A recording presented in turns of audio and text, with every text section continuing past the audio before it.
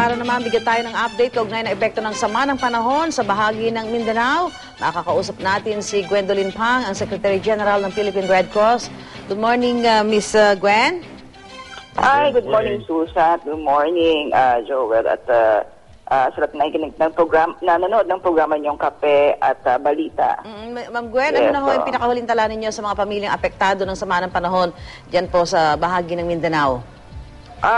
Ito, Susan, no, yung ang Davao City medyo okay naman. Itong Davao Oriental, kasi yung mga naapektuhan mga lugar, ito yung naapektuhan ng Typhoon Pablo. So, ito yung Caraga, Baganga at Katiil. No? At nakakalungkot dito, yung mga bridge din, may nag-collapse na bridge. So, talagang naging isolated din tong mga tao.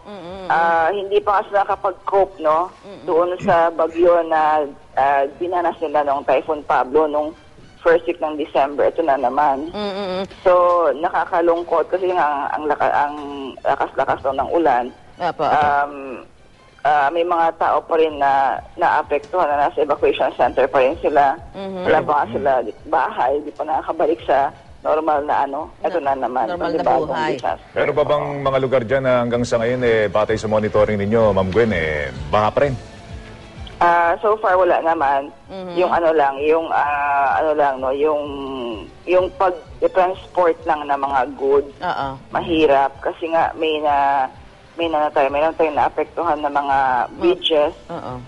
Yun. Mga kalsada. Nadagdagan yung problema sa tubig, pag-inom.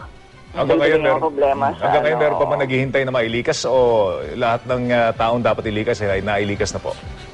Nailikas naman na natin. Ma'am Gwen, sa mga gusto kong tumulong, ano pa ho ba yung mga mas matinding pangangailangan ngayon ng ating mga kababayan dyan na naapektuhan ho nitong mga pagbaha?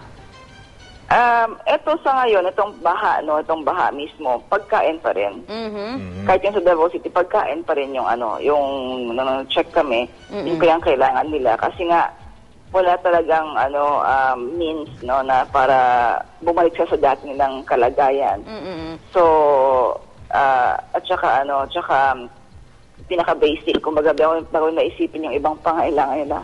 Pagkain yung hinihingi nila. So pagkain pa rin po yung kailangan nila doon. Tsaka tubig na maiinom. So yun doon sa mga gustong tumulong, yun po siguro ang pagkain tsaka tubig. Pagkain at tubig para doon sa mga kababayan natin na nasalanta po ng mga pagbaha, pag-ulan dyan po sa bahagi ng Mindanao. Maraming salamat, Miss Gwen Pang. Thank you, ma'am. Maraming salamat. Siya po, Senator Joel. Okay, siya po Secretary General ng Philippine Red Cross.